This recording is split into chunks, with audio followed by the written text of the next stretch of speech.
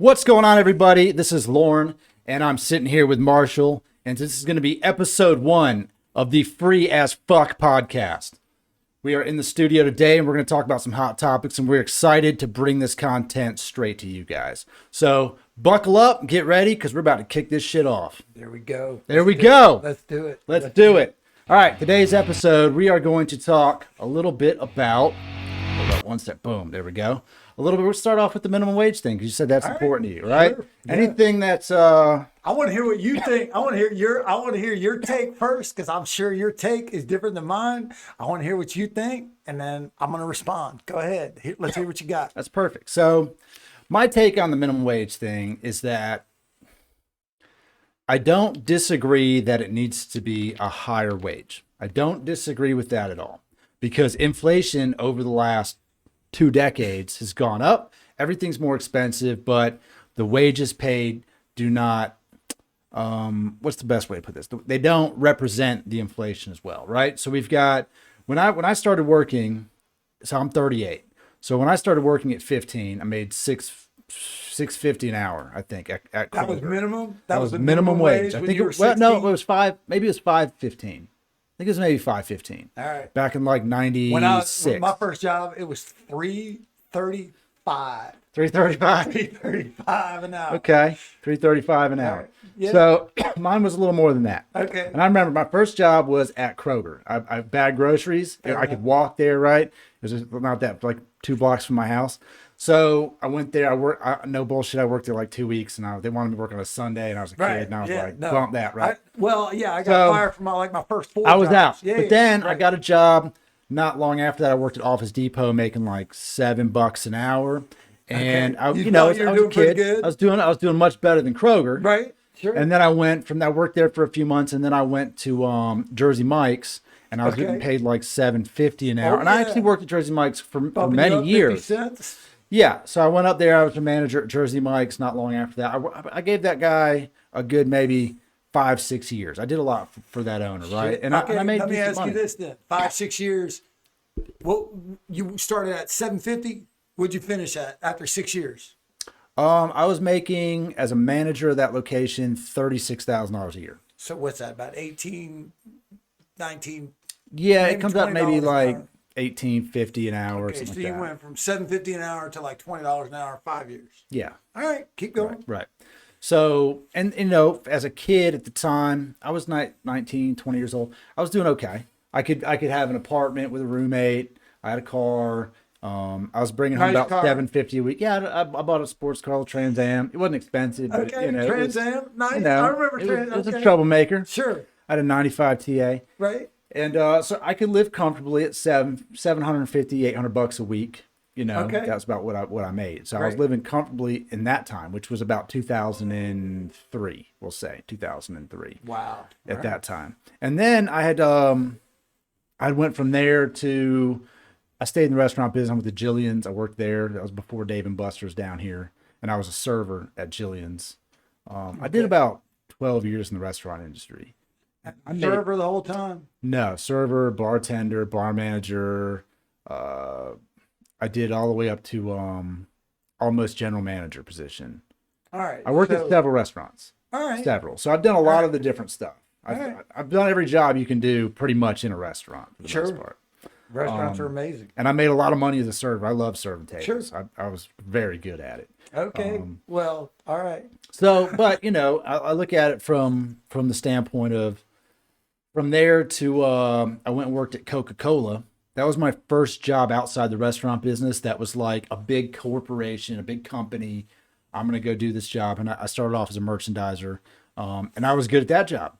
And I'm the guy who's going to work hard, work smart, not hard. So when I started at Coke, my route was 3-4 stores a day. I get up, clock in at 6 a.m., stock the shelves at each store I had to go to. And when you're done, you're done. If it takes you 10 hours, it takes 10 hours. If it takes you 4 hours, it's 4 hours. I'm fast, efficient. My brain works well in that environment. So I did an excellent job. I could knock my route out in 4.5 hours a day. So you were working from Coke from what year to what year? I worked from Coke in, it's probably 2006. I worked there about a year. Okay. I hurt my back. What caused me to leave Coke is I hurt my back and I couldn't. The way what they did for me was they said you go Because on light of the duty. job, you hurt your back because of the job, or you Yeah, hurt your on the back job. outside of the job. Lifting, bending over, lifting, all that stuff, Coke pals, Yeah. whatever. So I remember sitting at Christmas dinner, Christmas or Thanksgiving. I think it was Christmas, and I couldn't get up. I was stuck in the chair. I couldn't sit up. Something in my lower back.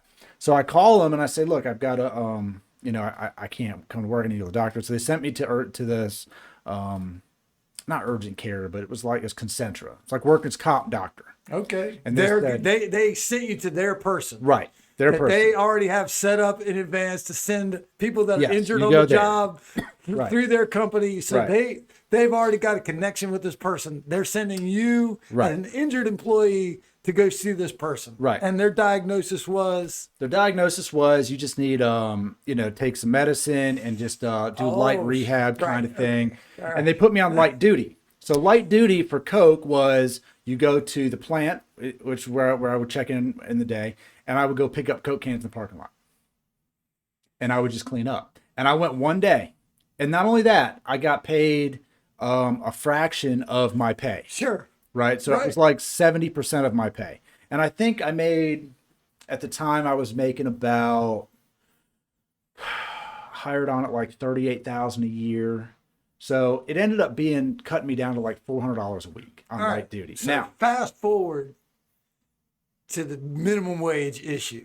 all right. So here we are. You're an injured guy making a fraction of your pay because you worked too hard for Coke, making your money, injured yourself, sent you to a person, cut you down in pay, gave you basically what sounds to me like just bullshit stuff to do. Right. Because they have you out there picking up garbage. They're like, go out in the parking lot and pick up garbage. Right, pretty much. And I was like, no, I'm not doing that. So I just stopped going. I said, no, I'm not going. Okay, so Not this is gonna what a show up. corporation did to you. All right, Right, so that now was the here we are. corporate side of things. Here we are, and your current position, so that I'm clear on it, because I want to make sure I understand, is that the argument that people are making is that minimum wage should be $15 an hour. What's your opinion of that, based on all of this that you've told me? I feel like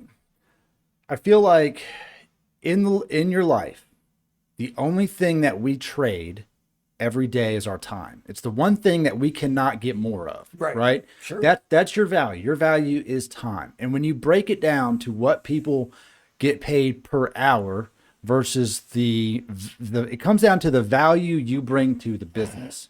That's how I feel about it. Now, I will argument, because I've been self-employed. I've employed people for years. I've ran my business for 15 years, and I've employed several people over 15 years. And some people are just way better at it than others. Sure. Right. And I understand that. And when it comes down to it, What do you if think you were to what say, do you think that makes they're better because of what? Do you think they're better because of the fact that they have better skills? Do you think they're better because they have more motivation to do a good job? In other words, when you say somebody's better at doing a specific job, what do you think is making them better? If somebody's great at something, what in your opinion, as the business owner, what was making somebody better? Were they motivated because they were getting paid more, or did they come to the job with better skills, or were they simply motivated to do a better job because they wanted to progress their life? That's what I'm curious as a business owner, because I've owned a few businesses. all of the above makes a difference. For sure, it makes a difference if they want to do that business or industry at all. That's number one. Number two is, are they hungry to better themselves financially? Do they want to show up and just be there and collect a paycheck at the end of the week and provide no benefit?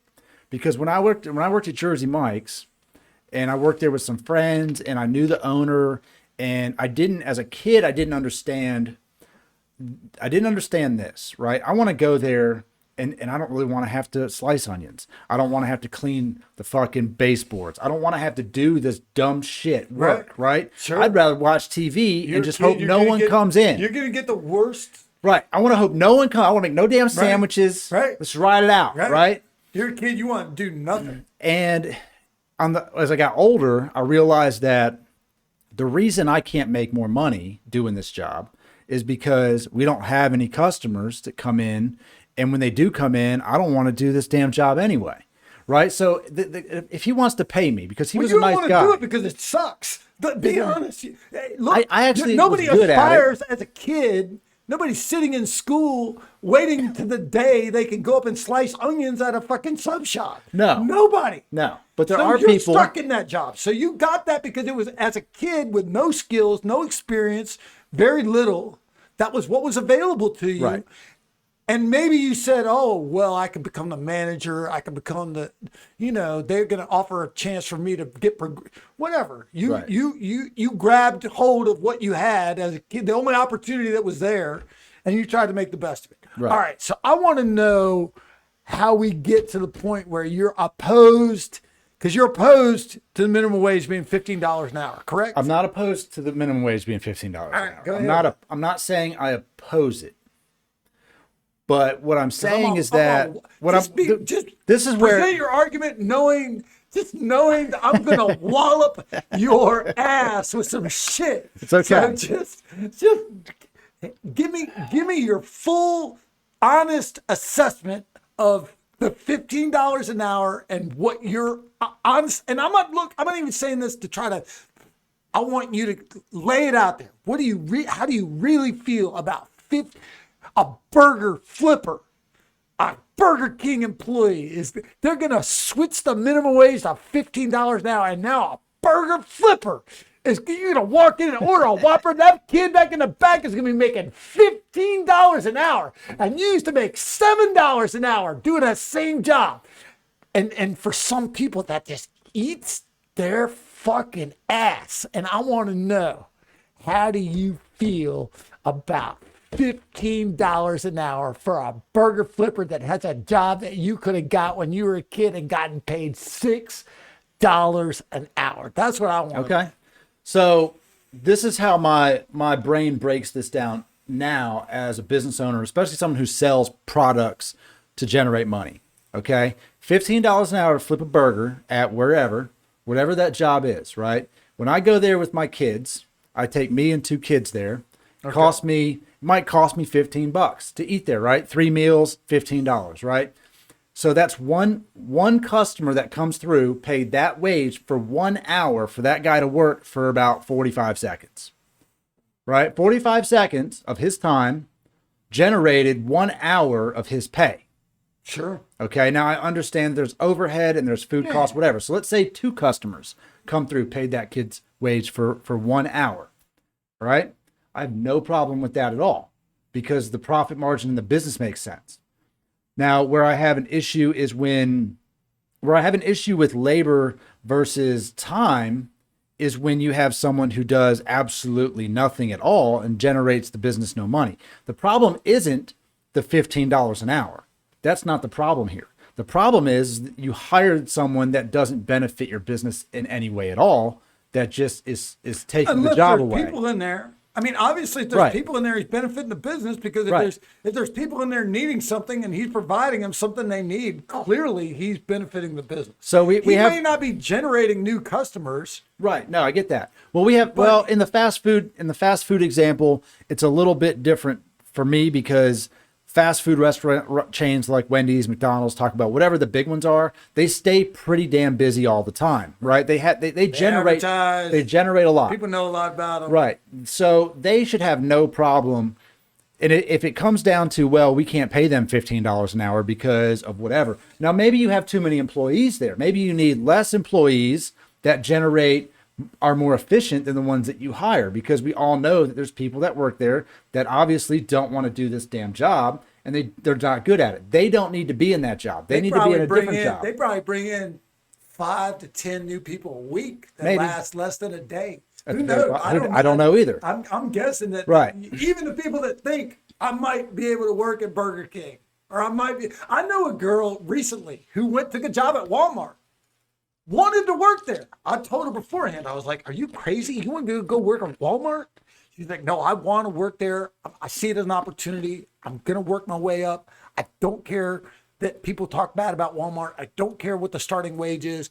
I see my chance to move up to Walmart. She lasted 3 fucking days at Walmart. She went into Walmart with the widest aspirations that a Walmart employee's ever had. In my opinion, she was trying to be the ultimate Walmart employee. She lasted 3 days. I'm saying a lot of people probably go into their job with no desire, but minimum wage, $15 an hour. Everybody in the world is talking about whether or not that should be the case. Your current position is $15 an hour is what? Too much? Too hard for the employer? Too much for the employee? Provides no incentive for the employee to do a good job? Provides too much incentive for an employee to take the job? Where is your stand on the $15 an hour? I wish it was that simple. I really do. Hold on. Let me, all right. So it's not as simple because in our country, we have such a huge cost of living gap from place to place, right? So $15 an hour in Atlanta will provide you a high end, low income position, right? So you're not poverty at $15 an hour, but you're not middle class at $15 an hour. You couldn't live in the city with $15 an hour by yourself. There's no way. Any city. You couldn't live in Atlanta for sure. Atlanta or any. You could probably live in Topeka, Kansas. You could probably live. If you consider that a city. If you consider that a city, you can live in Topeka. Right. There's places where you could live on $15 an hour where the housing isn't quite as outrageous. Now you go to New York, LA, Miami, Austin. You go to some of these places. There are people that are living on less than that, living in those cities right now. No, there's people that are surviving on less than that. They're not living. I would call what they're doing surviving. I'm definitely not living. I don't know what I would call it surviving. There are people that are scraping by. There are people that are figuring out a way to work enough, to put enough hours together in the week that they're currently, and they're not making $15 an hour. Right. They're making less. Right. Depending on the job they have. Taking home $450 a week. Yeah. $450 a week, so $1,600 a month. Right. $800 a month rent, some shit box apartment. You're just scraping by. $800 a month. Where are you living for $800 a month? You can't even fucking rent a closet for $800 a month. You could rent a closet. You could rent a basement somewhere. You could rent a room. I drove by a house that had a room for rent. I almost stopped by just to find out how much that room. Be like, I'm curious. What is a room in Sugar Hill, Georgia, currently going for? What is $700, $800 probably. And the guy had a sign written on it, handwritten, what room for rent. That's right up there on 20. Just right there, room for rent, handwritten. What are you getting for a handwritten room for rent room in Sugar Hill, Georgia? I was curious. But anyway, so all right. And so I'm guessing it's more than 800. Depends on the room, I guess. I know a buddy of mine, he rents his whole basement out. It's 2 bedrooms, full bath, kitchen. It's real nice, actually. He was getting $700 a month for the whole basement. He was renting it to some college girls that were staying there. And how many girls were living there? There's 2. So they were splitting it. 2. So $350 a month between the 2 of them. All right. So they're living in a basement. They're living in some guy's basement. Yeah, but it was nice. It's nice. I mean, it's like a whole apartment, furnished. I mean, it's not like it's just a basement. It's nice, but still, it's $700 a month, which is not bad. Which isn't terrible. All but right, so we're straying. Right. So $15 an hour. And $15. What I'm getting at is $15 an hour might go. It goes farther in one place and it goes nowhere in another. So we can't have a federal mandated minimum wage like that because it's not across the board the same. No, there's no chance in hell you could live in LA on $15 an hour. Like, forget about it. People are doing it already. No, they're not. People are living on the street now. Okay, so my point is, there are people out there right now who are making far less than $15 an hour that are figuring out a way to survive in these cities where they're making less than $15 an hour. That's happening right now. So there are people, as a result of that, as a result of the suffering that these people are enduring for working a full-time job in America. They're working a full-time thing. These are not people that are just asking for handouts. And these are not easy jobs. You know from working at Jersey Mike's. You know from working at a variety of restaurants. You work in a restaurant. I don't care if it's fast food, full service, whatever kind of restaurant it is. That's not an easy job. Right. No matter what your role is in that building, whether you're the dishwasher, whether you're the waiter, whether you're the hostess, what you're dealing with a public that is going to treat you like dirt when they walk through the door. Right. Even if you're the manager. In fact, the only reason they ever call over the manager is to yell at the manager about how shitty their experience has already been. Very, very rarely are they calling over the manager to pat him on the back and tell him what a great job they're doing. Right. So the manager is getting shit.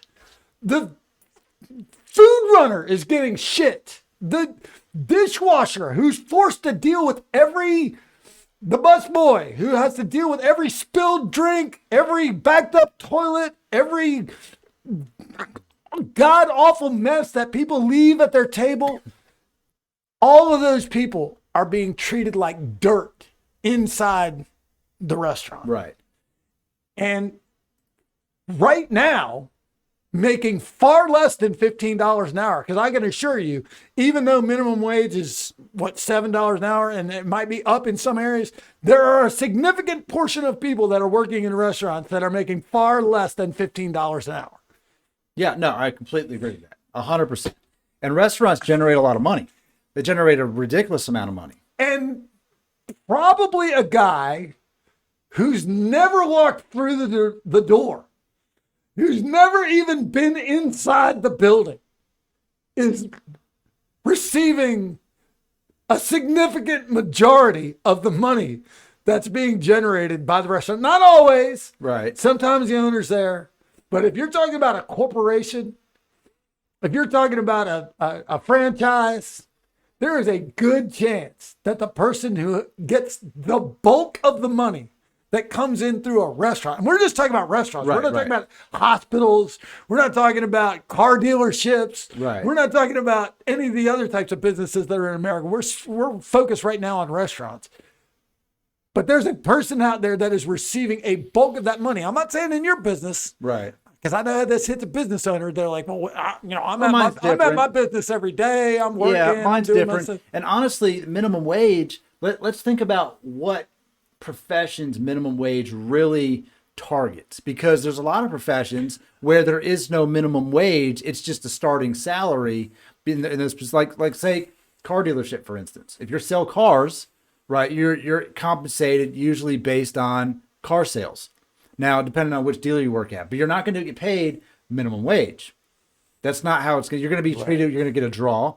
Then let's say we go to healthcare, like I said, at hospital. Hospital's not really going to hire anybody starting at minimum wage. Well, first of all, I don't know that for sure, but I'm guessing that the people that scrub the floors. I don't know. And I would think that. Well, I don't know. I would think that in a hospital. I don't know about hospital wages. I don't know. But I'm guessing. Let's think the about people what that mop up and the people that clean and the people that do some of the dirty shit that they have to do there. I bet those guys are not well compensated. I would say that minimum wage highly targets, when you talk about a minimum wage, that highly targets big corporate places, Home Depots, Lowe's, Walmarts, Taco Bell's, right? Yeah, the places where major corporations, that, by the way, are making billions of dollars in profits for a person, just like I said, who is rarely inside the actual functioning element of the business. He might be at a corporate office somewhere a million miles away from where all the people are working. I know that none of those people that make millions of dollars at Walmart, and there are dozens of people that make millions of dollars working for Walmart. Right. The general manager of a Walmart probably makes close to $500,000 inside the building where the people are making $9 an hour. They just bragged about elevating their minimum to like 9. I don't know what it is, 9, 10, maybe 11, maybe 12, maybe whatever. They're not making $500,000 a year. Right. Look, I get all of what you're saying and where you're going, but I'm still about to explode because I just want to say what the way I feel about all this shit. And to me, $15 an hour, I don't give a shit. It should be $50 an hour. The fact of the matter is they keep that number artificially as low as they possibly can so that every other job in America can be based on that incredibly low figure, and that you can look at where you are. Even as a business owner, you're getting fucked by the minimum wage being $7 an hour. As a business owner that has, even if you don't even have employees, you're getting fucked by it because the people can only afford to pay so much because they're getting paid shit. And you have Right. to base your prices on what those people are being paid. Right. And those people are being paid shit at companies that are making millions of dollars. And the price of the product doesn't go up because the employees are getting raised $1, $2, $10, $20. You could pay the people that work at McDonald's $20 more an hour right now, and take that money from the person that's making millions of dollars at the top, not doing jack shit. You could put $20 an hour in the pocket of every single employee that's working at that restaurant and not affect the price of the product at all. And that's the thing that I don't like about the minimum wage argument, is that people don't understand that when they talk about these nickels and dimes, that these people that are doing the work, they're doing the actual fucking work in America. And that's the people that are gas station employees. That's the people that are working at hospitals that make billions of dollars. That's the people that are working at restaurants that make millions of dollars. And we're sitting there and we're just trying to make this distinction between the couple of cents that these people are going to make. Oh, $15 an hour is too much. Oh, we should give them $12 an hour. Oh, meanwhile, there is a person making millions of dollars at the top of that scale. And that's affecting everybody, including the business owners out there that they say can't afford to pay $15 an hour. That person's being impacted by that $7.25 because it impacts his pricing. It impacts what he's able to do in his business. And every single one of those people deserves more. So when you say, oh, well, we can't pay this person $15 an hour to flip burgers because we're paying a person right now who's a nurse, we're paying them $15 an hour. And they've been trained and they've got medical education and they've got all these things. That person deserves $50 an hour. But the reason they're not getting $50 an hour is because their boss looks at the $7 an hour wage and says, oh, well, the minimum wage is only $7 an hour. We're paying you $15 an hour for all that education. And a person is happy with it. And I'm trying to tell you that we need to change the whole mindset of the people who are arguing against $15 an hour because they make $15 an hour. They don't understand they've been brainwashed into accepting $15 an hour. No, that's true, because I feel like we have, and this is what's, it's not something that started anytime soon. It's something that we've been doing for decades and decades and forever. Like when people started selling their time for compensation, right? So we didn't set, the problem is that the people didn't set the price, right? Somebody else did. Someone said, you know what, that's worth $1. You come do this, I'll pay you $1. The people that initially started selling their labor, they didn't even create the way that they were compensated. Right. The way that they were compensated was created by the person who gave them the work. Right. Who told them what they needed to have done. So we've steamrolled this. Yeah. We've steamrolled this, say, 100 years down the road to where we're at now, or whatever. Right. Whatever we're at. Right. So we're selling our time. And when you look at somebody and go, all right, I'll tell you what. Like, just think about this. I want you to go outside and pick up all the shit in my yard that my dog left. And that's worth, like, it's 1 hour of your life, and I'm going to give you $10. And you're like, well, I don't have $10. But what you don't think, as what people don't think in this is, what could I do with 1 hour of my life to better my life? Pick up shit in your yard for $10, or what should I do? And I think there is a transition happening. If you're hungry, $10 is fine. You know, you don't come at me and go, yeah, I'll pick up that shit for $40. And you're like, well, that's too much money. Well, then I guess you got a shitty yard, right? That's going to be, well, I'll find someone else to do it. Okay, well, if the next guy shows up and says, I'll do it for $50. Well, 40 don't sound so bad now, does it? But we don't have that mindset because throughout school for decades, we're taught one thing. You have to go to school, You have to get an education. You got to get a job, and you got to go to work for somebody else and get paid whatever they're willing to pay you. That's it. If it's minimum wage, you start off. Yes, you don't know called shit. Indoctrination. Right. You don't know shit That's about called shit. indoctrination. We're now. And in order for you, Marshall, to get paid $40 an hour, you better go to school and you better do remedial tasks and learn remedial shit. And then you have a degree, and then you can come in here and I'll pay you a little bit more, but you still don't know shit. You've just never done this fucking job. And by the way, along the way, we're going to bury your ass in debt. We're going to make sure that you have a lot of money you owe to have a nice place to live. We're going to make sure that you have a lot of money that you owe to have a decent car to drive, because you need to get back and forth to your job where you're getting paid a fraction of what you're actually generating. Right. And So we've trained people to think this way, to think in the dollars, and we don't train them to think about being free of all of that. You know what? I would love to come pick up shit in your yard. I would love to start a business where all I do is pick up shit in people's yards. And I'm going to make a lot of money doing it because I'm going to charge I'm going to charge $30 to go pick up shit in your yard. And it's going to take me 20 minutes, and I'm going to do that 10 times a day. And I'm going to make, $300 in 3 hours. Let me tell you what, unfortunately, is the American mindset right now, and what we reward. It's not necessarily trading your labor anymore. It's not about that. It's about trading somebody else's labor for a fraction of what you can make off of their labor. That's Okay. what these companies do. Right. You look at Starbucks, this guy that was going to run for president just now. We just talked about it the other day. The guy was going to run for president because he made $1 billion. And I think it was Starbucks. It might have been some other company. I'm not sure. But it was one of those companies that's based on the fact that the owner of the company made $1 billion running it. Meanwhile, he was paying his employees somewhere between $8 and $9 an hour. And that's what we reward right now in our country. That's what we do. We reward a guy, any Right. business is, if we consider it a successful business, all the corporations, it's companies that have made a ton of money for one person or a tiny handful of people, based on figuring out a way to get all of these other people to do all of the work for them, picking up shit in the backyard for $10 an hour while you're charging the guy $30 an hour. Right. It's not about you making $30 an hour, because you're not even going to do anything. Right. You're going to get $30 an hour. You're going to hire a dude for 10. And that's what we've done. And we've taken that. And the same people that have created that system have created the mindset of the $7 an hour can't be raised.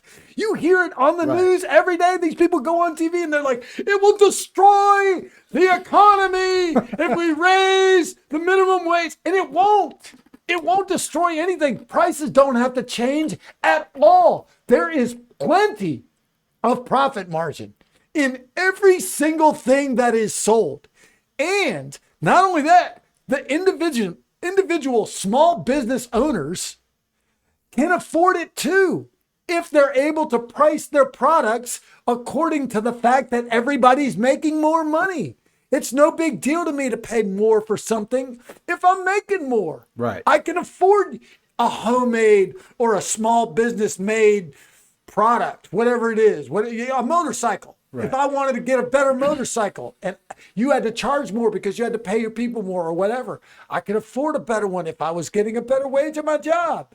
We've created this time in where we have two things that we have people out there that can afford to spend more money for the same goods or services. We have people that cannot afford the goods or services at all. We have people that can afford such a prime goods and services that we can't even imagine how good the goods and services they get are. Right. But what I'm saying is we also have people who then they want it, but they need it for less. So I'm in a position where I can sell it to only the people who can afford it. And the other people who can't afford it want it for less money. So they're going to haggle you down. They're going to find a way to get it for cheaper. And we find businesses Because they're barely adjusting. getting by. Right. They're barely getting by. So the business comes down with their pricing to try to get more customers in, which lowers the amount of money the business can make on their goods or services just to appease that. So we're on a downward trend based off of this. Whereas Right. we see if people have more money, then we don't have to lower our prices. The people that have all the money right now, the people that have all the money right now in this country that make all those decisions have spent their entire lives and perhaps generations of their families' lives fucking every single human being they could possibly come across to get to where they are. That's the only way you can ultimately succeed as a capitalist. Right. It is not a system that is designed for you to be successful and spread your success among the people that you work with. Right. Even in your business, in order for you to ultimately be successful, you're going to have to figure out a way to pay the people that work for you a small fraction of what they're actually generating so that you can reap the profits. And right now, the mindset of every American is, that's great. We envy that person. We give accolades to that person. We're thrilled for that person. We put them on magazines. We're like, oh man, look what you've done. You've created a business where you're making billions of dollars. Amazon, the guy at Amazon, we pat him on the back for giving his employees $15 an hour and nice benefits. He's got $500 billion. Right. He's worth $500 billion or whatever it is. Right. It's a crazy amount of money. Where I tried this once with someone that worked for me, because I manufacture products that range anywhere from $300 to $3,000. And I told him, I said, look, how about instead of me just paying you on a salary, how about I just pay you for what you do? So if I have this product to make and this product costs $1,000, I'm going to pay you $250 to make it, right? And if you can make it in one day, you made $250 today. And if it takes you 3 days, and then you're selling it for $1,000, right? Well, I still have my cost of goods. So at the end of the day, out of $1,000, I would, as a business owner, maybe make $200. He could make $250. But I don't want to touch the product at all. Yeah, right. But the thing, all right, let's say you're making you right. paying him $250, you're selling $1,000, you're making $200. You can hire 10 guys to pay $250. Correct. So you're making two, he's making $250, but you've got 10 guys that are all making $250 each, and you're making $200 off all of them, so you're making $2,000 a day. Right. While they're making $250 a day. And that's potentially. If the sales what were I there. don't like to see is not the guy that's making he's making a little profit off what he's doing. I get it. On the flip side of that same argument, I could have one guy make one product 10 times and make $2,500 a day. The problem is that to manufacture this item, you could not make that. One person could not do that. But I tell them this: I can pay you a salary. You can make, say, $150 a day doing this, whatever that hourly rate may be. If it's 8-hour day, you're making $16 an hour, whatever that comes out to. Or I can call you up and say, hey, Matt, I've got these 3 orders. You want to come in and make these? You can knock them all out today, and you'll make about $350, $400 today just doing this one job, right? You just got to do a good job, and if you fuck it up, you're going to remake it, and it's cost you the time, and that's what it is. Yeah, so he says, well, I get it. He would rather have the safe side of the salary than come in and do a job rate. Now, in the automotive industry, job rate pays guys who are automotive mechanics and dent repair make hand over fist money in relation to the business itself. Anybody who has a skill, guys, mechanic, guys, doctors, a fucking doctor. Those guys, what do they make? Who knows? Millions? I guess. I don't know what they make. I don't know what a doctor makes. Top brain surgeon does the guys that take care of the athletes when they get hurt, they do surgery on them. Who the fuck knows? Somebody over top of those people is taking whatever they're charging, unless they're working for themselves, is taking whatever they're charging and throwing a profit on top of it. And all I'm saying is, when you break it down to the smallest level of people, when you break it down to the people who are on the bottom, right? Not the guys in the middle, they're working for a tiny fraction of what they're generating. A gas station, how much does a gas station make every day. don't Look at know. all the I'd be pumps. very curious. Look at all the pumps all day long, pumping out gas. Well, all the people buying shit inside. All the right. liquor they sell. All the food they sell all day long. I mean, and I'm guessing, and they put the wages on the door because they need people so bad. They'll be like, Right. you can come here and make this as this person, this much. You'll make 40,000, 50,000 as the manager. You can make 20,000 as the employee. Everybody knows that that's a fraction of what that place is earning. And there's a guy out there somewhere who owns that place, or a corporation who owns that place. And all I'm trying to say is, if we alter the fact that our mindset is, if you're making more than $7.25 an hour, you're making a good wage. To me, that's complete bullshit. And it's because our capitalist system incentivizes greed, and the people at the top are rewarded for being greedy.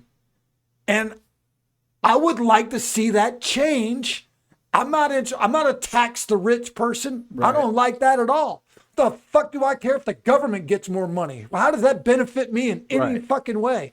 I want to see the people in this country at every level, in every occupation, in everything I want to see them getting paid what they deserve for what they do. And if the person on top of them wants to make a little bit of a profit because they own the business, or because they are in charge of the business and they have to oversee the business, I'm fine with that. But why the fuck is there a guy making $25 million a year that never walks into Walmart when there's people inside Walmart making $9 an hour? That makes no fucking sense to me, and it pisses me off. Yeah, no, the gap between the bottom and the top is enormous. Right. And I always found it funny because I've known people throughout my career that are always, I wouldn't say always on vacation, but they have an adequate amount of free time and toys and stuff to go do. Sure. And I think to myself, and they have a job.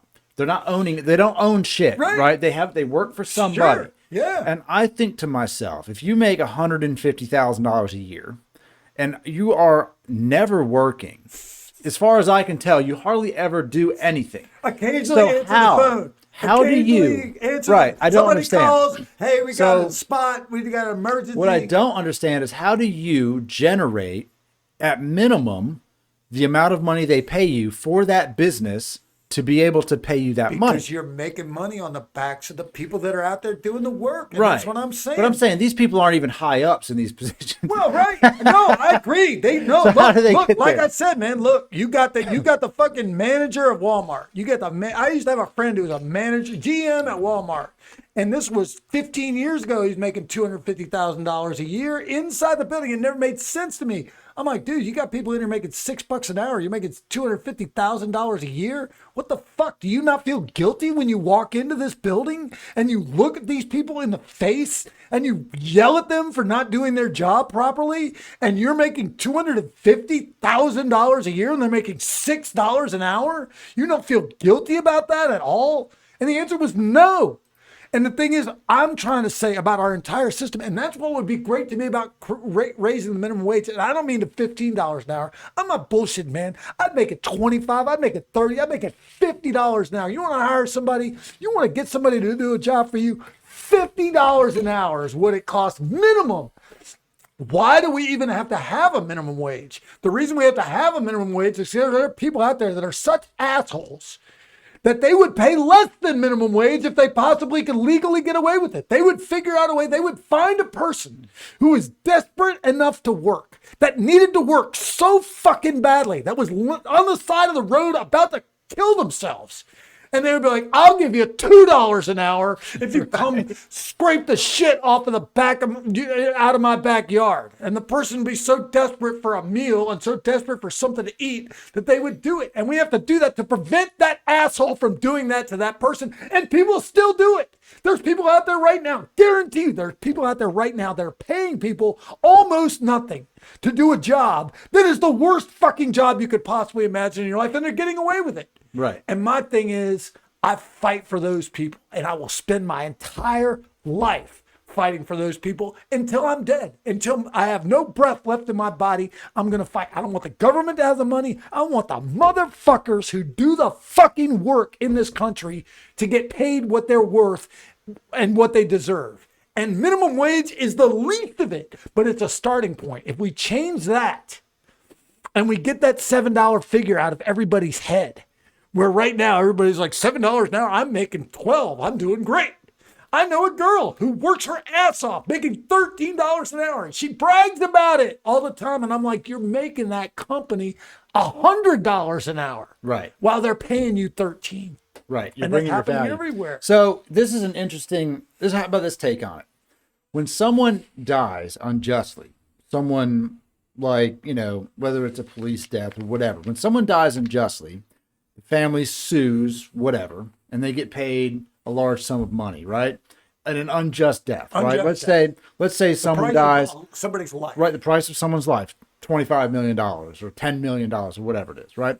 So let's take into effect, you're going to pay someone $15 an hour. This is what we're going to do. We're just going to map it out. $15 an hour, 40 hours a week, 52 weeks a year is $31,200, right? You're going to do that for approximately 50 years of your life if you work minimum wage.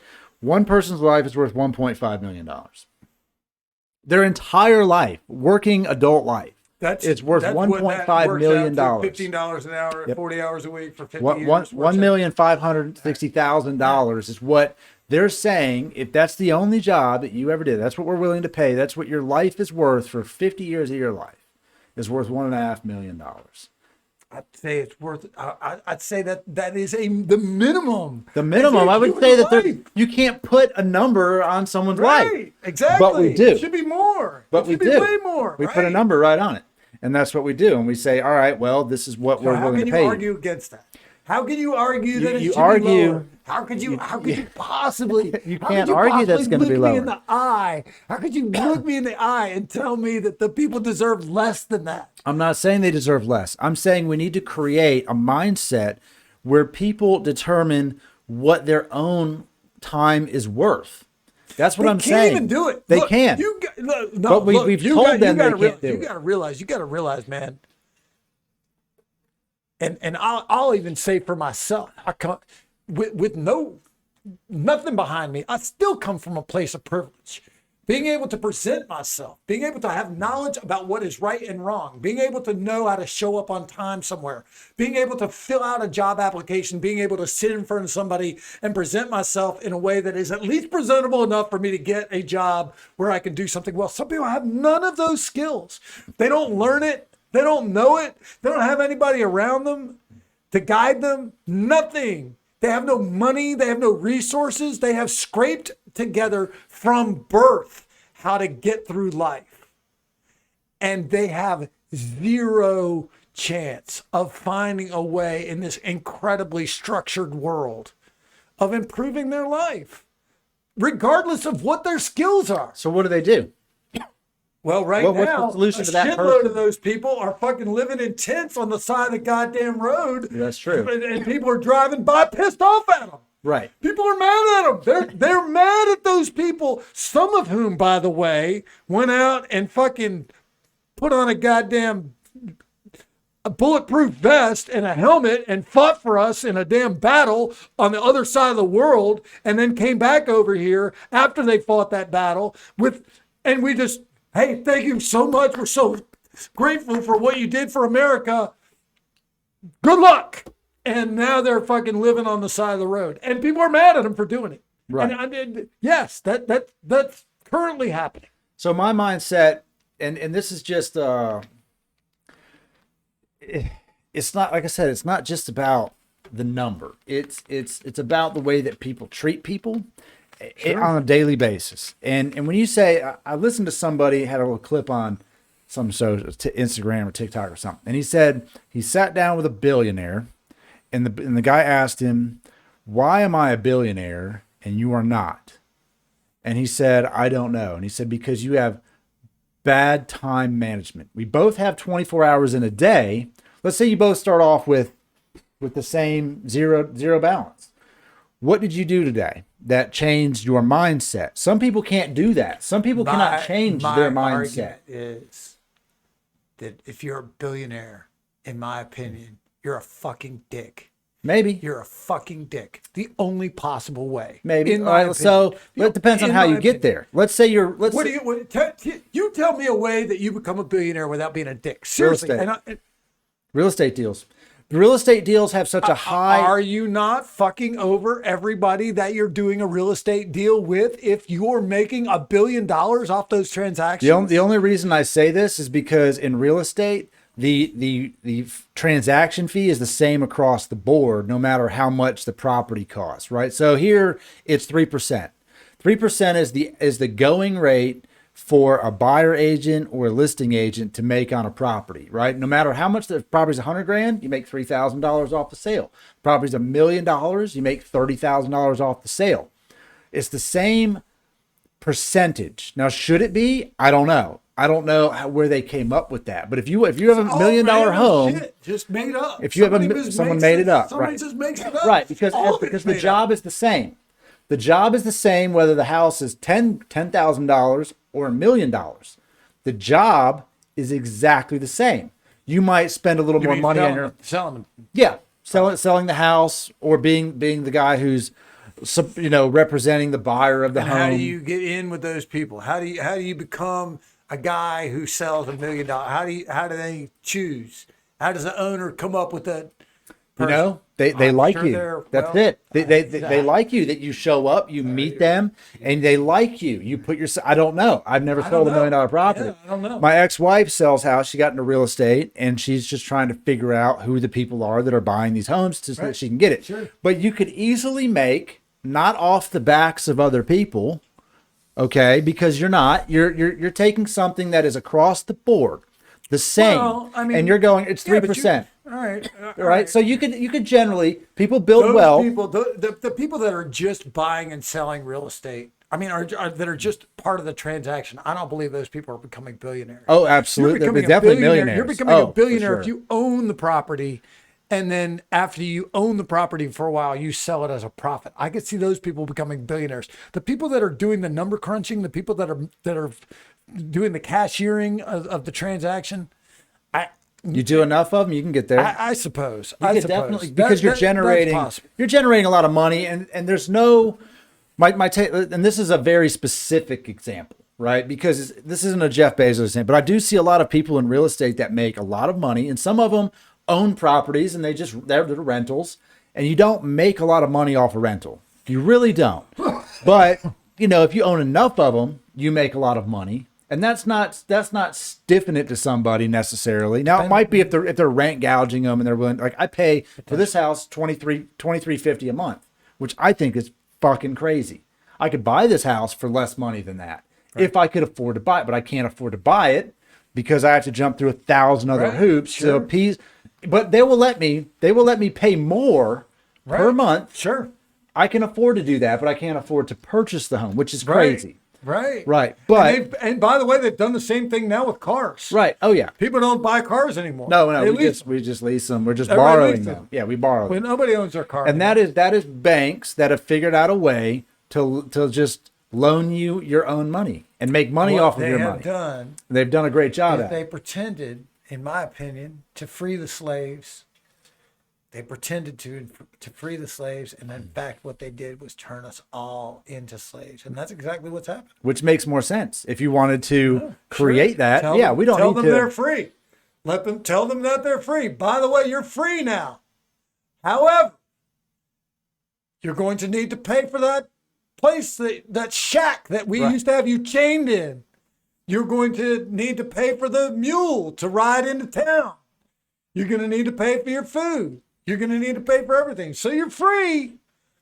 But in order to get any of the things that are available to a human being to survive, you're going to need to work to earn a tiny little bit of money. And that's what they've got us all doing. And now we teach our kids that that's what life is. Right. We teach children that in order to be successful in life, you've got to get a job that pays well. And we get them go to a college. There's 9 million posters all over the college about how to get a credit card. Before you walk out of college nowadays, you're in $250,000 in debt that you're not even aware of until you get your degree. They hand you your piece of paper, you walk off that stage, and somebody walks up to you and goes, man, you owe a shitload of money. You better get a real good fucking job. Right. Oh, you can't get one with that degree. You're going to need to go to this school that costs another $250,000. So when you walk out of that school, you're going to owe now $500,000. And you're going to need a house and you need a car. And before you know it, that person who's educated, who's followed the rules, is buried in debt. Right. And they're like, oh, and by the way, here's what we're going to pay you. $17 an hour. It's $10 an hour more than minimum wage. Look how much you've earned. Look how much more you're earning than a minimum wage employee. Look what your college degree and your master's degree has gotten you. You're getting $17 now. You got to be happy with that. Right. And the person's like, wow, that's what I earned with my $500,000 of education. So look, I think what's happening now is especially throughout COVID, especially when people were forced to not work. They were forced to figure out a way to survive. Now, some of them just thought, well, the government's going to just pay us to stay home. That's fine. The unemployment thing paid people more than they were making by far, especially when they started supplement with $600 a week. That was like, oh, you're making $900 a week. If I was making $400, now I'm making $900. That's awesome. yeah. So it gave people a taste. $1,000 a week. Right. It gave them a taste of all all of this money. $1,000 a week. I want them to get it. So they were getting this money that they've never seen. Some of them took it and said, you know what? I'm going to figure out a way to never have to go back and do that shit job. And they did. And they figured it out. And they're creating things. They're not going back. They're not going back. They're not doing this shit anymore. And that is a good step in the right direction. Sure. I'm happy right? about So they're doing that. And the problem is that there's so many people that are indoctrined in the mindset of, I'm not worth more than this. I'm only worth this much. My time's only worth this much. Right. If I told you, Marshall, today, you know what? Out there right now, there's $1 million with your name on it. You've got 24 hours to find it. What are you going to do? Are you going to go look around in the woods for $1 million? I'm not motivated by money. So You're not motivated by the money. I'm not motivated by money. Okay, well, people are. I'm not. Most people are. You're right. Most people are. You tell most people that, they're going to break through that window going out there trying to find that money for 24 hours. I'm not. I'd like to see a system where people are rewarded for the labor that they do in other ways. There's other ways. Why don't we make it so that I don't want to get into the full scale of what I would like to see society like, because it's not possible. But we have certain things that need to be done and certain things that really don't need to be done, that are just made up jobs that we created so that there's a way for somebody to profit off of other people's labor. That's not even an essential part of working. We need food.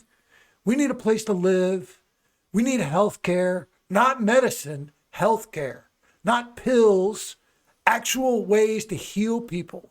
We don't even try to heal people anymore. The healthcare industry makes no effort to heal anybody. They don't want you healed. They want you on drugs for the rest of your life. They want you paying for drugs so that whatever is wrong with you stays wrong with you forever. And they'll give you a drug that alleviates the pain. This will make you feel better. You will not be better. Your body will still be suffering, but you won't feel it. So this is what we're going to do for you. And we need an entirely different structure for all of those things, for the way that we feed people. Why in America, in this country that's so great, how could anybody go hungry?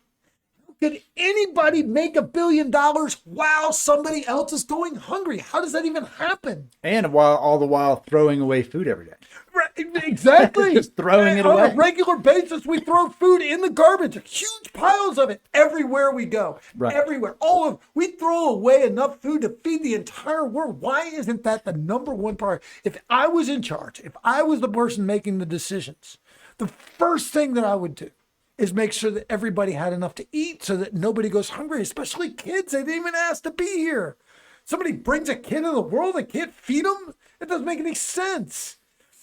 But I don't even blame the person that had the child.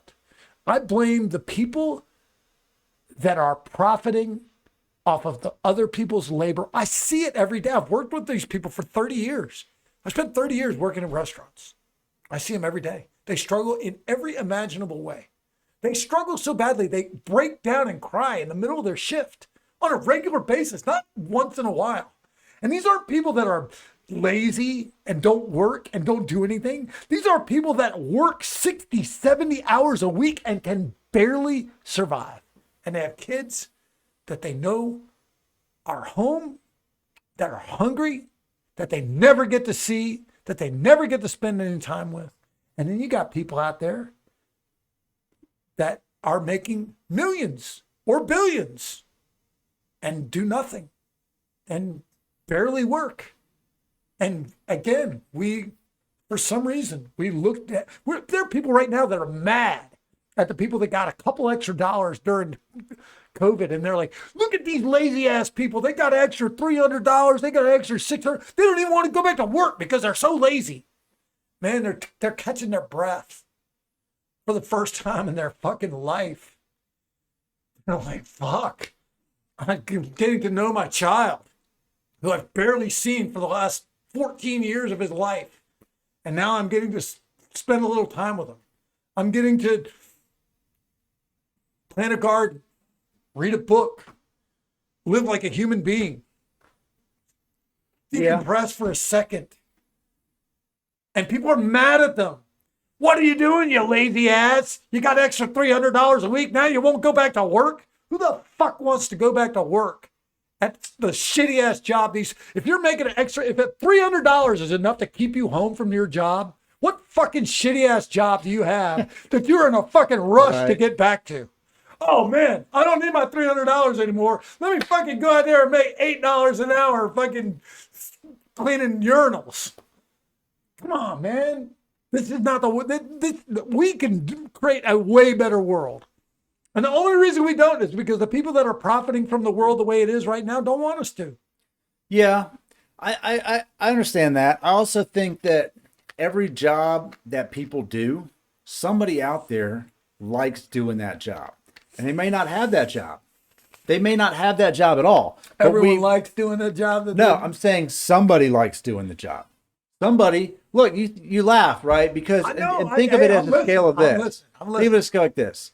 You go there and let's say you're a line cook at a restaurant. You're like, fuck, man, I just do this job and I say this is what I do every day. I cook this food. I would love to go do I would love to go be a teacher, right? And somewhere there's a teacher who would love to be a chef, and somewhere there's a chef that's OCD as shit that would love to be a house cleaner, that would love to just clean houses and be an organizer, professional organizer. Maybe so. You know, the woman I dated, OCD as shit, she loves organized. You go in her house, everything is organized, pristine, everything's categorized. And guess what? She would sit all day and organize my pantry. She would organize all my clothes to where everything is color coordinated, all the hangers are spaced, and she loves it. And she would love a job to where she could go into your house and organize everything for you. And when you come home, you're like, oh my God, I can find I see everything's labeled. She would love that job. She does not have that job. She would love to be a wedding planner. Right? And then there's there's a person that does a job that really doesn't want to do it. Why can't we? And the reason they don't have those jobs is because the financial burdens that they're under are stressing them out so thoroughly that they're not even able to investigate what they'd like to do. Correct. The people you're talking about at least have enough leisure time in their mind, to have an idea of what they want to do. There's people out there that I've talked to people that have even no idea what ambition even means. I ask people all the time that I work with, that I barely know, but that I've worked with in different situations, working the dish pit in a restaurant. To me, in terms of the jobs that I've had, is one of the most mind-numbing, god-awful things you could possibly do. I've only done it one day in 30 years of working in a restaurant. I worked one day in the dish pit, one day, and that was all I could do. I made it through that day, and I was like, I will never do this again. But there are guys. I looked at a guy. I knew a guy in New York, 60 fucking years, every day of his life working in the dish pit.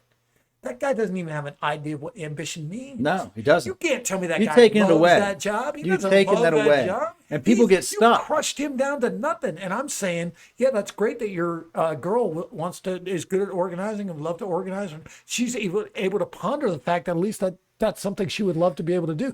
There are people out there, man, that are so crushed by the Now- way our society is now. And this that is they don't even have where- the free time to think about ambition. They And thi- don't. Yeah, no, I get that. And this is also that rolls back into our problem of indoctrination is while she does have time to go, I would love to do that. And you know what I say? Go do it.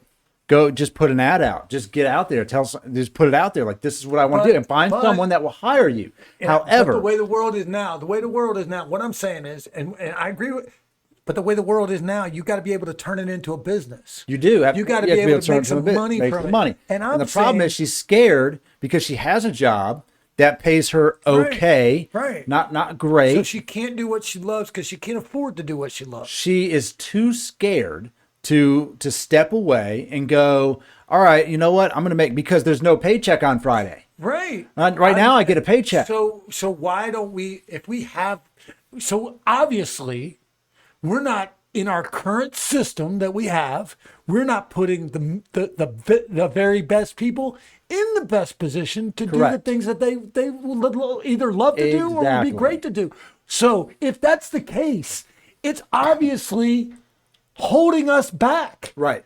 We've got, and if you've got one or two examples, that means there's millions of examples. There are. Of people right now that are in a position where they could be doing something that either they want to do or that they would be much better at doing, that can't even fathom the way to get from where they are right now to the point where they'd be doing what they want to do. And if we have that system and we're aware of it, why wouldn't we want to make a change? Because we've told people through decades that that's not what you do. You go to school, you get an Right. education, I you get a know. fucking job, you go to work. And in her case, that's the way she was raised. She needed to go to this school. She needed to get a degree. Then when she got a degree, she'd go get a job, and then she'll get benefits and she'll work for this company. And I said, look, I told her this example when COVID hit, because she was struggling they cut her pay 30%. She didn't have really any work to do, but they're still trying to pay her. Then unemployment supplemented her income some. Right now, I started printing T-shirts. I invested into it, so I'm going to go out there, and she would laugh at me. She goes, I would get excited when I sold 3 T-shirts on Etsy. Right. I'm like, that was, it's cool. I designed something and someone wants it, and I'm going to make it, and they're going to wear it, and they're going to be happy to have it, and that's a good feeling. And she goes, well, I don't want to do all of that work. And I said, okay, now think about this. She's a graphic designer. She's very artistic. And I said, I'm going to show you something. I'm going to pull it up on Etsy. I'm going to show you something. There are digital cards. You draw it and you put it on Etsy, and people will pay $3 for it, and they'll download it and they'll email it or they'll print it and give it to somebody. Now, and you think, well, that's $3. That person sold 200,000 digital cards last year. 200,000 downloads. No skin off anyone's back. No slave labor making them, no underpaid minimum wage. You made about $1.75 off each sale, and you made $180,000. And she looks at me and says, yeah, but that just seems like far-fetched. Like, I couldn't do that. And she thinks that way, and millions and tens of millions of people think that way because they were told you can't do that. Only some people can do it. You can't do that. The barriers to do it are different for everybody. Well, In no, other they words, are. That's in one other words, example. Somebody, like, let's just say, I'll give you an example of these kids that are the entrepreneurs that do something great, whose parents are already rich and Okay. who subsidize their dream. I can think of several examples of, John F. Kennedy's son owned his own magazine. I don't know if John F. Kennedy's son, John F. Kennedy Jr., he started a magazine after he graduated college. They thought he'd go into politics or whatever. He started a magazine. Ultimately, I guess he died in a plane crash or whatever. But I used to look at that and I would be like, man, how many people out there would love to start a magazine if they could get the backing when they're 25 or whatever years old. And you hear about that all the time. Some of these young people that you think, oh, look, they started a business. They were so young. Yeah, but they had resources behind them that they were able to do that. Some people don't have any level of resources behind them. And all I'm trying to say is, why can't we at least create a system? And it would be, we can do anything. This is America, man. We can do anything. We are capable of anything. The biggest barrier to all the things that we're capable of doing is greed. There are people out there. There are people out there that are benefiting from the system right now, the way that it is, and they do not want to see it change. I'll give you the example of some of the progress we could make in technology. We're destroying our world with the way that we're currently consuming natural resources. There's no question that you can look at the ocean. Look how filthy the fucking ocean is. It's fucking filthy. You can't even catch a fish anymore that's not filled with plastic. It's a matter of time before they're all dead. Period. Bring a fish out of the ocean. They've got plastic in their stomach. Right. They do. That's not I'm not making that up. That's a fact. Right.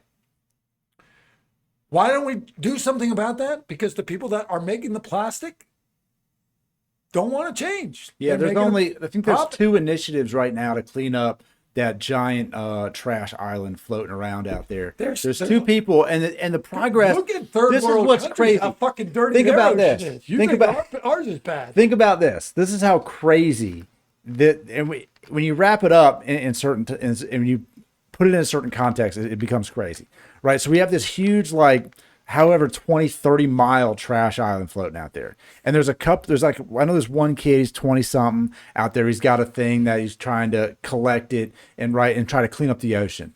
And they're going, oh, well, the challenges are so hard.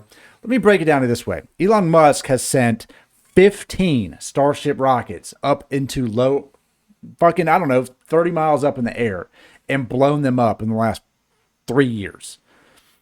He launches a fucking billion-dollar rocket every 3 months. He launches one and it mostly blows up.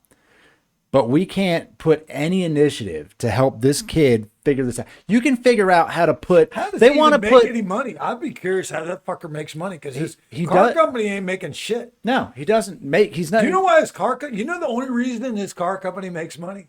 Do you know how they make money? Because the other car companies that don't make electric cars have to pay him a subsidy. They have to take money that they make off of the cars that they are currently making and pay a subsidy to an electric car company so that they can keep selling the cars that pollute the world. And then you have a man like him who doesn't care at all about the money. He has zero. I don't know much about him. He was on Joe Rogan's podcast, and he had said that he had sold like four houses that he had. And he goes, well, why did you sell all this? He goes, because when I go online, people say, oh, but you have this and you have that. He goes, so if I just take all of that away from them, all of their ammunition, I just live in this house here and I work. And he goes, I work 80 hours, 90, 100 hours a week. I work too much. He goes, I work an unhealthy amount of time. I don't suggest anybody work this much, but he takes away all them. I don't have all the flashy cars. I don't have all the houses for you to say this. How does he? You can't make $1 billion from your own labor. No, you can't. So he's got to be making money off of other people's work. That's the only way you get to that point. He got to a point. Well, no, he got rich from PayPal. So he was one of the founders of PayPal, him and his brother. So they got paid a fraction. Did everybody who made PayPal make $1 billion? It was only 2 or 3 of them. But they made the company made a fraction of a transaction. And if you do enough transactions, you eventually will get to the point where you amass amount of money. The company together. And then they sold the company. And so someone else acquired the big company. And so that's what started his fortune. He was at a point with Tesla and SpaceX where if it didn't work, that was it. He put all of his money into it and it has to work. Or if it doesn't work, he's broke. And while he is probably the richest person on the planet, as far as we know, It's not liquid money. It's a perceived value based on stocks and assets that he doesn't really have. So he doesn't care about any of that, right? He wants to go to Mars. He wants to somehow take humanity and put us on a different planet. Well, he's motivated, which is crazy. He's motivated by something. He's motivated by solving a problem. And I do think that there are people out there who become millionaires and billionaires. You don't have to step on the backs of other people to get there. You could listen, if you take something like Shark Tank, where you have people who invest in there. What are the criteria to making a bunch of money? Solve a problem. Solve a problem for everybody. If I said, you know what, Marshall, I'm going to make $1 profit on this item right here, $1. And you go, all right, well, you're not going to ever make it off $1. Okay, but 7 billion people need this. I'm going to sell it for $2 and I'm going to make $1 off of it. I will make $7 billion. My counter to that is, if it solves a problem, why can't we just give it to everybody? Well, you can't give it to them because it costs somebody something to make If it doesn't. In other words, I'm saying if we lived in a world, if we created a world, no differently than like some of the things that can solve health problems. You know, there's people out there who die of curable diseases all the time. They had something that they couldn't afford the treatment for. The treatment existed, but they died as a result of having it. It happens all the time, probably every day. I don't know what the stats are. I've never studied the stats on it, but I know it happens. And if you, let's say your dollar that you make, man, look, I'm not trying to prevent people from being able to live well. I think people, but I believe we live in a time where it's possible for everybody to live well. It is. Why?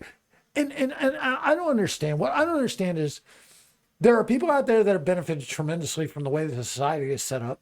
Elon Musk, whatever, whoever.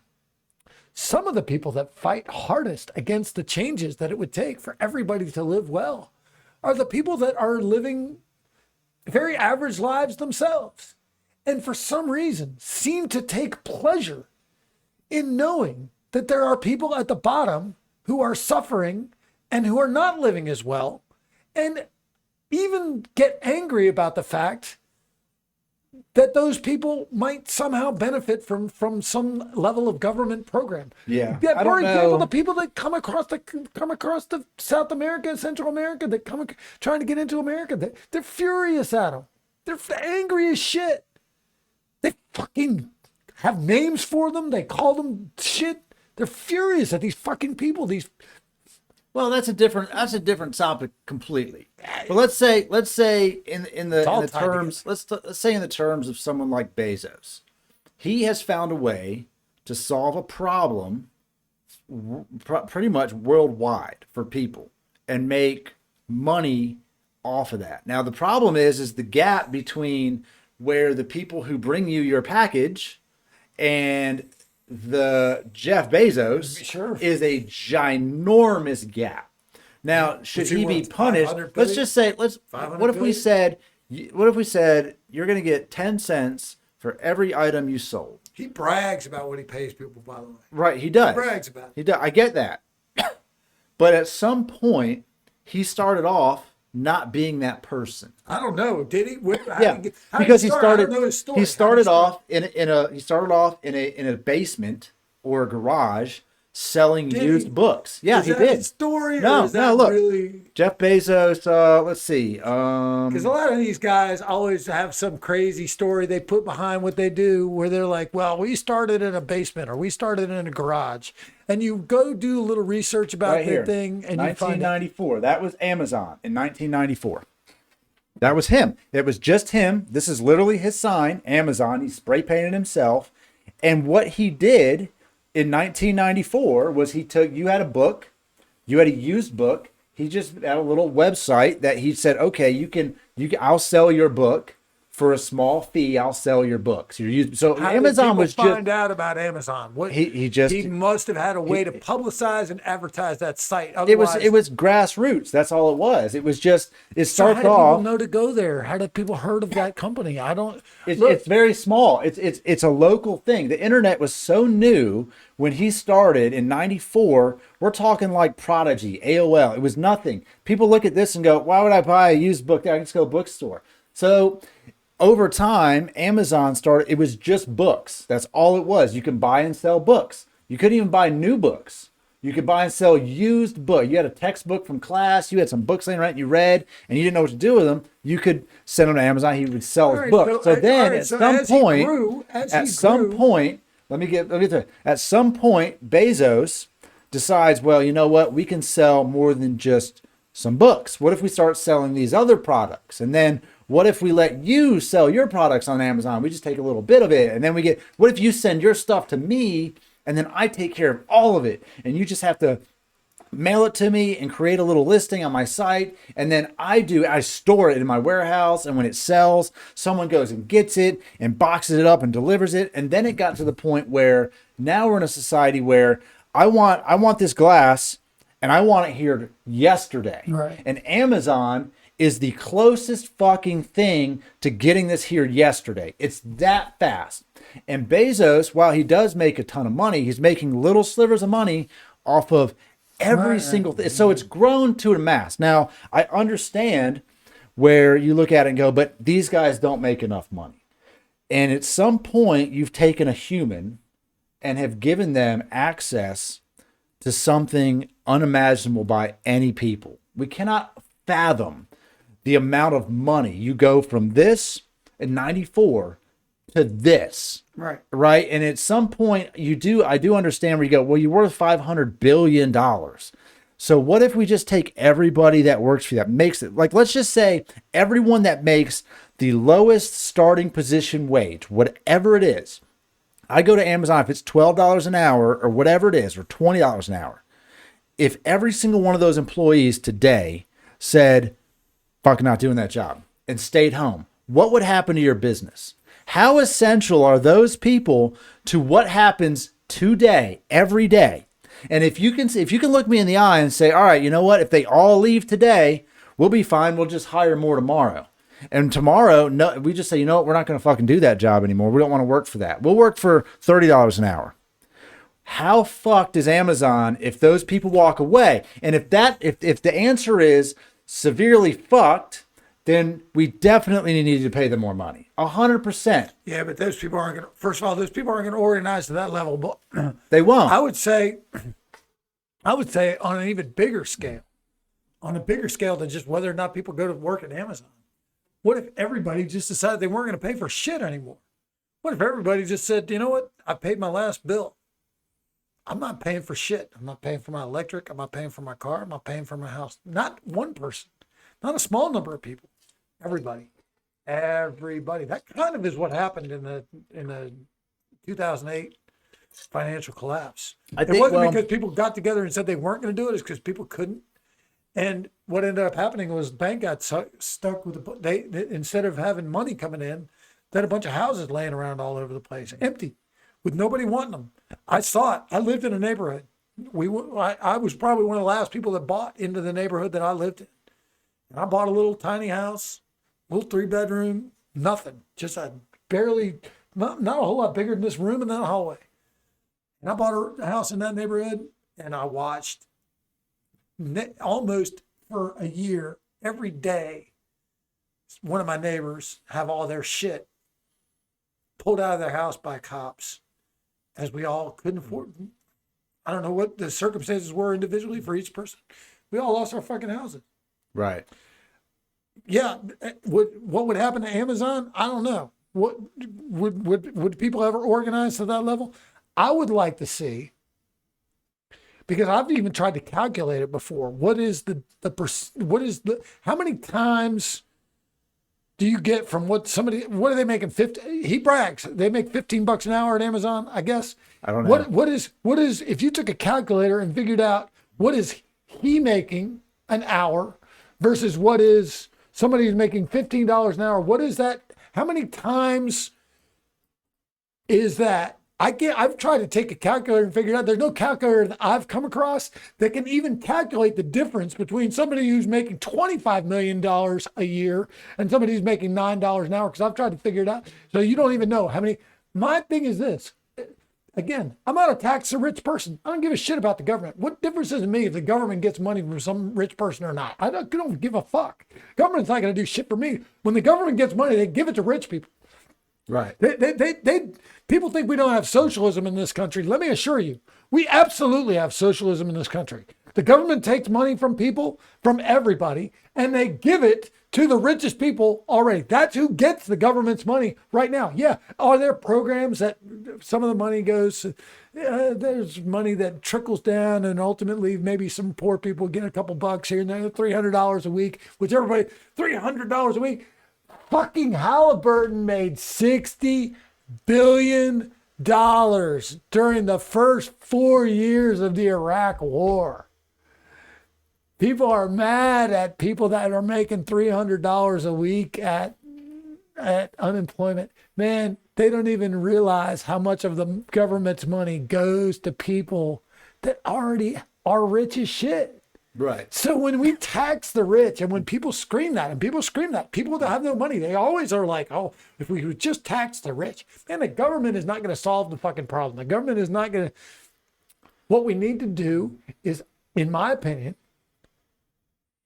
you own a company, the richest person, the person that makes the most money in the company, versus you can only make 10 times more than the poorest or the least paid employee, the top employee. 10x. And what's wrong with that? You can't survive on 10 times what you're paying somebody to live at the bottom. So you're saying that 10 times more, if you and I are sitting here right now, and you are doing way better at this, what we're doing than I am, which you are because you do all the shit. But you said to me, well, making 10 times more than you is not enough for me. I need to make 250,000 times more than you in order for this to work. Now imagine, all right, so come on. We're talking about a niche industry here of like, let's say mostly these businesses. Let's branch it out a little bit further and say entertainment industry. How much money? Any industry. How much money? You got an actor that makes $50 million to be in one movie that they film for a few months, and they make $50 million to be in that movie. And then you've got an actor that does the same job in a movie that makes $10,000. Well, the only reason that I see, and I know people complain about sports, athletes and entertainers. I know they complain about those two, entertainment and sports. That's the constant, but here's what I would say.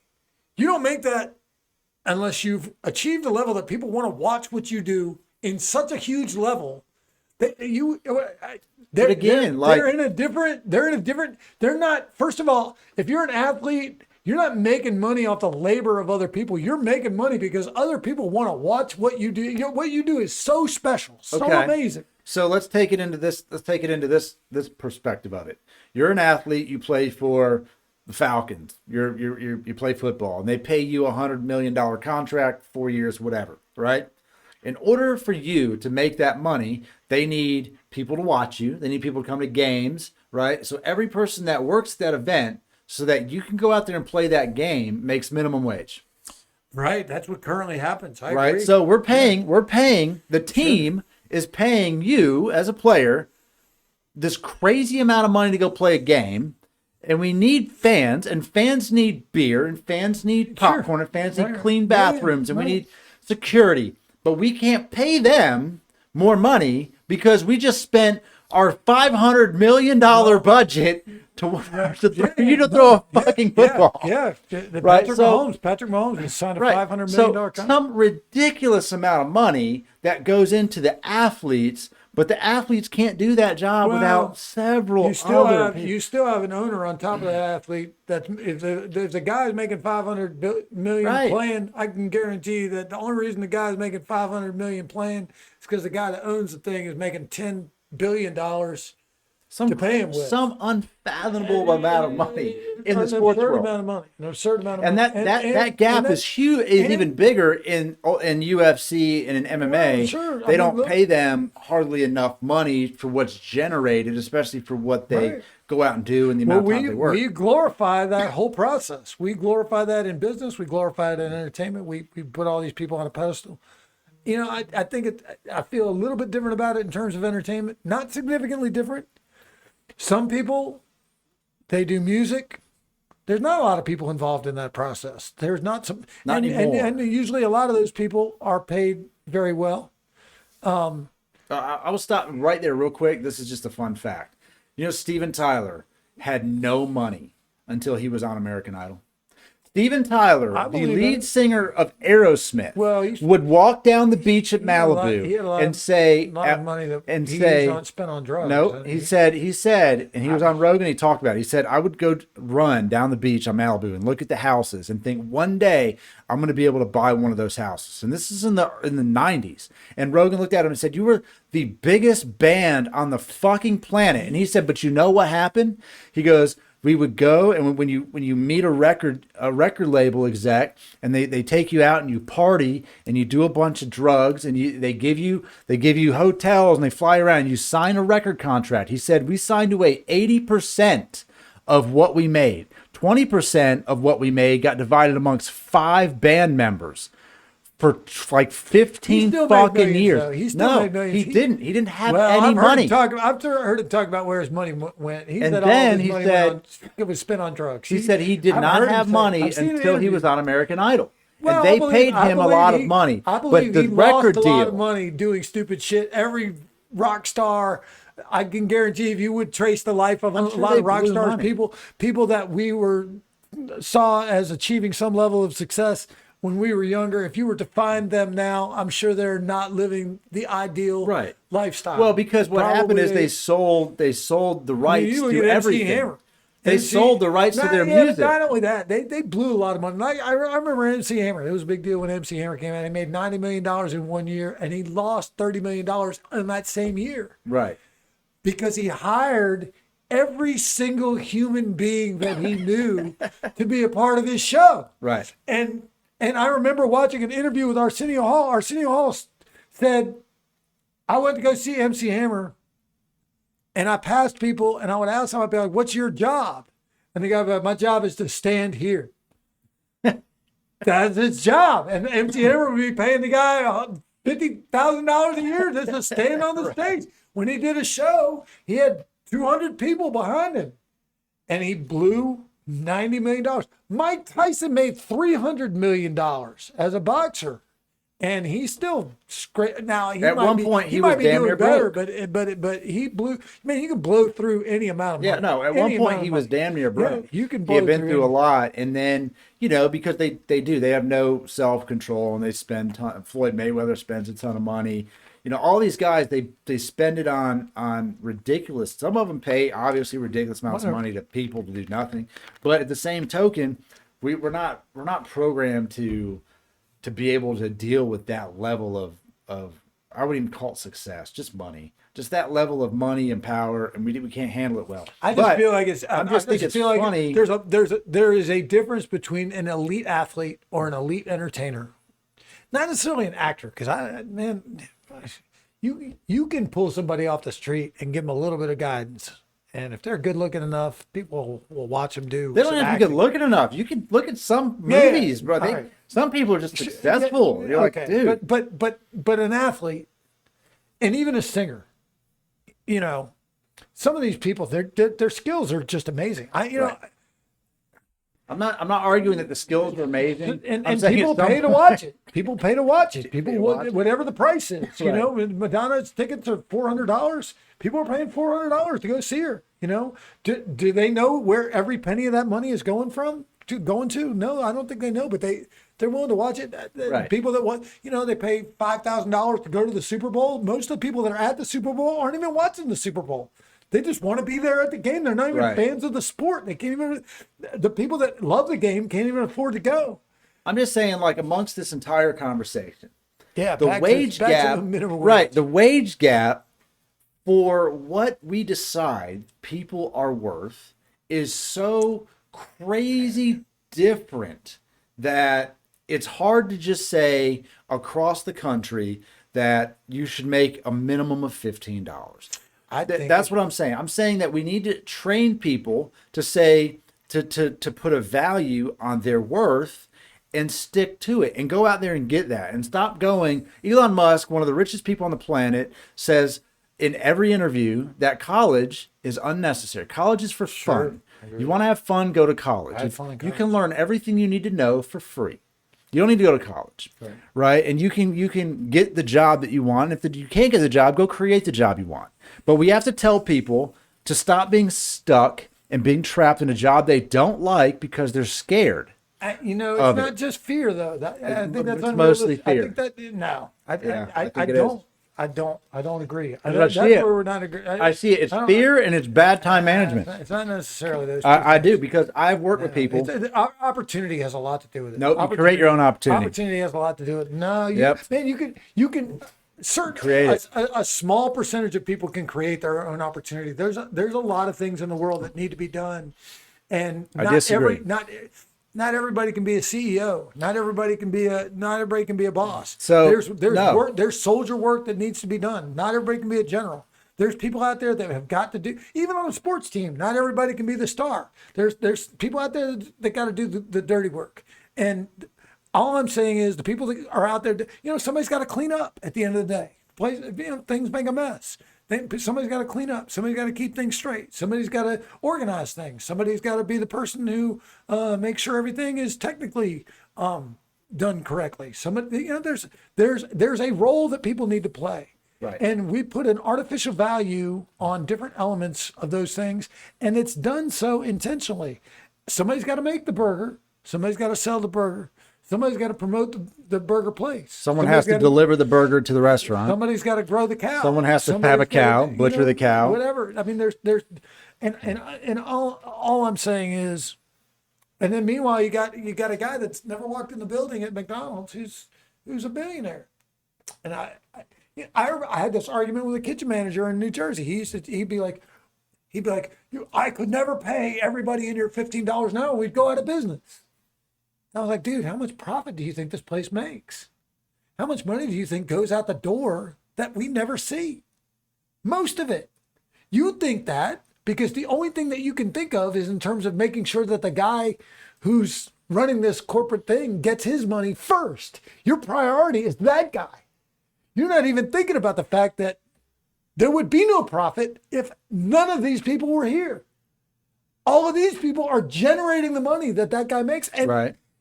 He can make less, we'd still survive, and these people can make more. And I think that if we do what I'm saying, and I believe I'm right, I don't believe in tax the rich. I believe create a law that creates balance. Create a law that demands balance. Create a law that says 10 times. You can make the highest paid person can make 10 times more than the lowest paid person. But not a penny more than that, or your ass will go to jail. No differently than if you don't pay minimum wage, you're going to go to jail. If you don't pay minimum wage, you pay your people, and you get caught. So what happens? So what happens to the leftover money?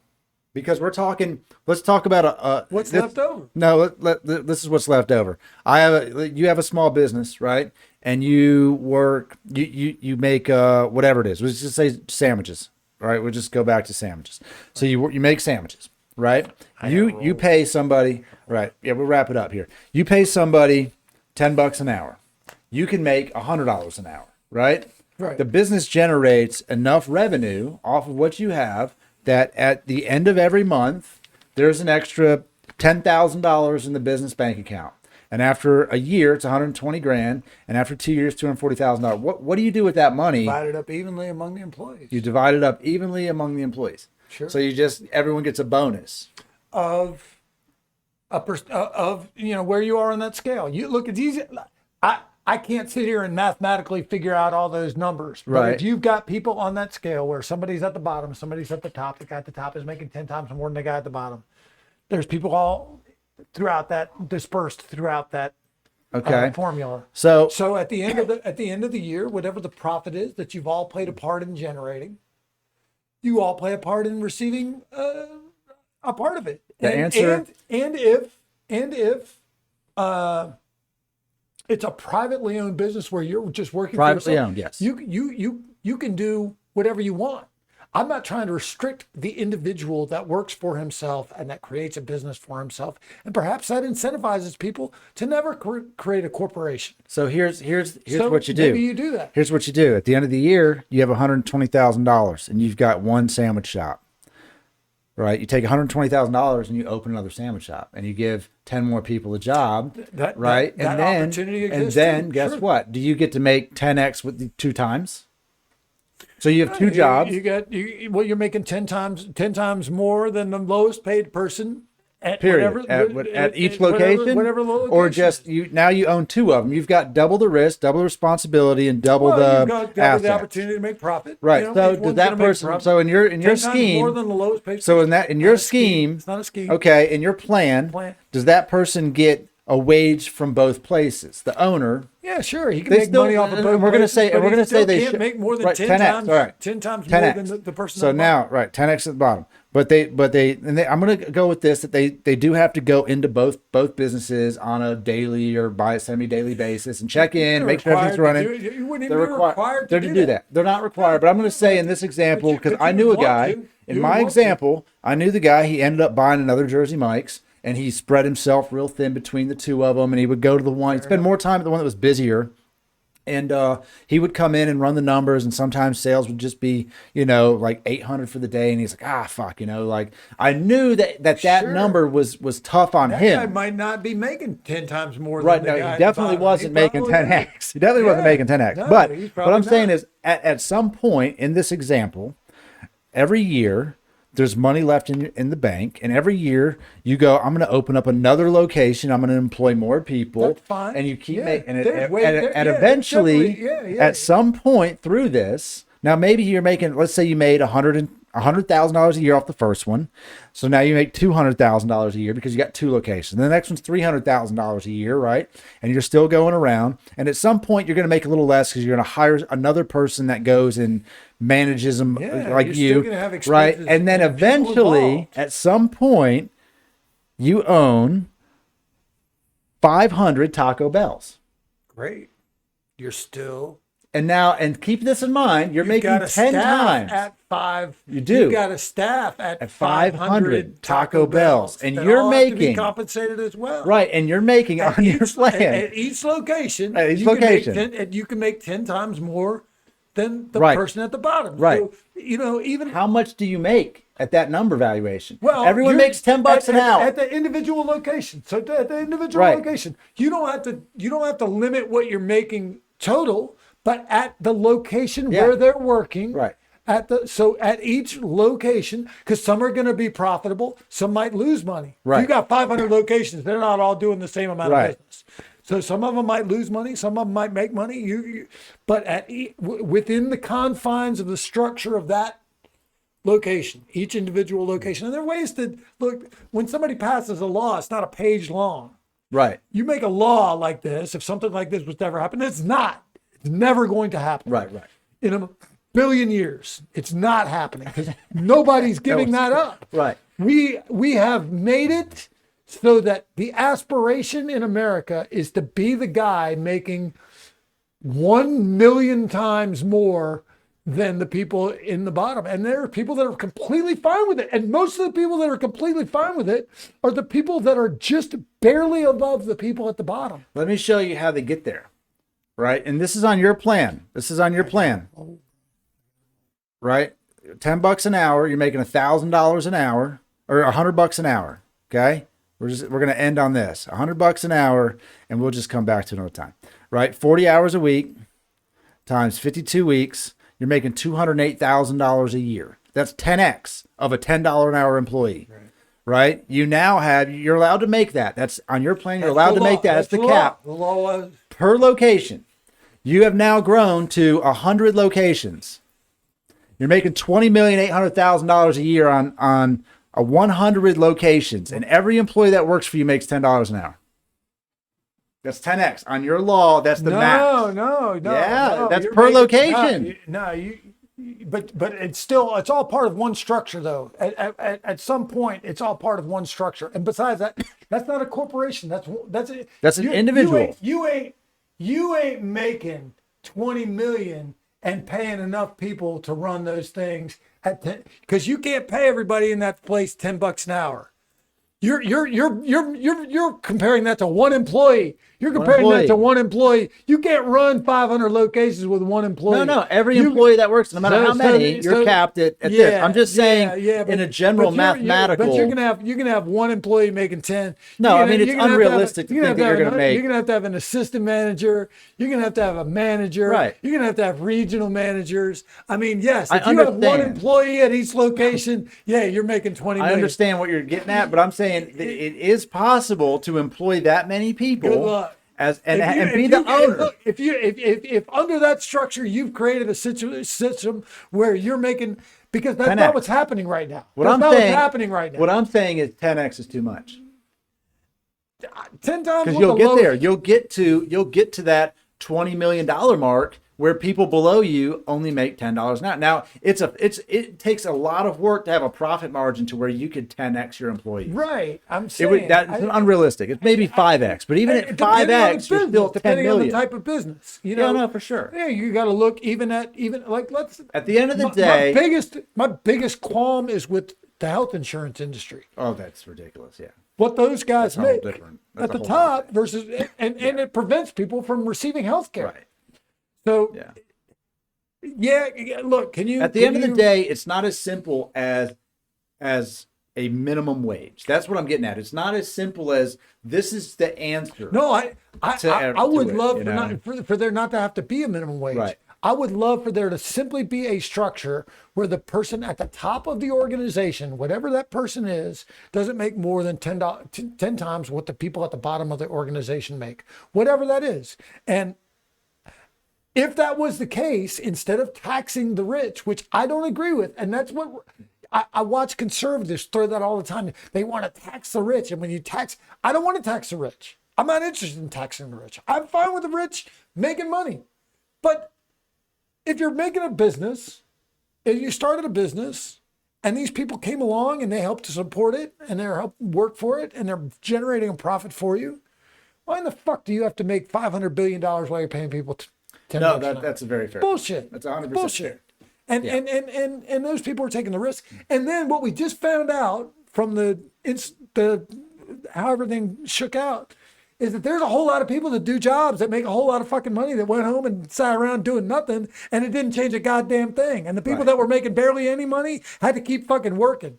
Right. And they didn't even have a choice. That was the It irony. wasn't like they said, "Oh, we're going to valiantly go out and keep working for you because you need gas, you need." They were forced to. They had no fucking choice. Right. They should have gotten paid. Acted, as soon as that was over, we acted like it didn't even fucking happen. Right. It should have been, if you're going to close it down and call people who bag groceries essential workers, people who bag groceries need to make $100 an hour. They're risking their life. According to what they told us, they are in a life or death situation every day. They could go home and kill their whole fucking family, but also, I need you at work. And you don't get paid any more money, and you're essential, and that is put up a little sign crazy. in front of the business that said "Heroes work here." That's what they did, and they were okay with it. A handful of them got $1 or $2 more an hour. Yeah, a lot of them did. The biggest hypocrisy I've ever seen. It was, and that's what we just learned. And all I'm saying is, man, pay those people. Pay those people. Yeah. Figure out a way. If the 10X doesn't work, if there's another way to do it, figure out another way. There's got to be a broader spectrum. There's a way to do it. There's a way to make sure that people are paid, that they can live in dignity, that they can have. And you know what? There's people out there that can't work. There's people out there that can't. And there's some people out there that don't even fucking want to. Right. Don't even want to. So what? Why do you give a shit that they don't want to work? Let them they can't live with dignity because they don't want to have a job. I would argue this, and we'll end on this. I would argue that it's not that they don't want to work. I would argue that they don't want to do the jobs they've been told they have to do, Right. or they're only able to do. If you told the people that don't want to work and said, what would you like to do today? Most of them don't want to sit and watch Maury Povich all fucking day long on TV. They'd say, you know what I'd like to do? I like to go fishing. Okay, well, you know what would be cool? If you ran a fishing boat. That's what you do. Every day you go fucking fishing, and you take people fishing and you catch fish. But I can't do that because I don't have a boat and I don't have this and that. Okay, but let's say we just get you to where that's what you do and you love doing that. Would you be better for society doing that Everyone or would staying be. home? Everyone would be. Everyone would be. If We everyone, just got to find a way to get there. If we, from an early age, inspired the next generation to determine what it is you love to do, and we have a society that's going to facilitate that. You're not going to have to risk everything. You're not going to have to give up the chance of eating or having a place to live. Right. You figure out at an early age what it is you love, and we're going to accommodate you in every way possible so that you get to the point where you're doing what you love and you're contributing in society by doing it.